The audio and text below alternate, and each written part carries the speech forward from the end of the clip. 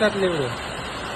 ते गाडीत नगर औरंगाबाद रोड शांतिनिकेतन पाटीजवळ सिटी फर्निचर दुकान आहे माझं. ते दुकानात हे सगळं पाणी आहे का, सगळ्या दुकानात पाणी घुसलेलं आहे. पुढील रस्ते लोकांनी सलाब टाकून नाल्या जाम केलेले आहेत. ते सगळे महाराष्ट्र बँक ते पुढे जेलपासून सगळे नाले पॅक केलेत. तिथं खूप नुकसान झालेलं आहे माझं. मोटर ते जळालेले आहे पाण्यात डुबून. हे पहा माझ्या दुकानाची अवस्था. ते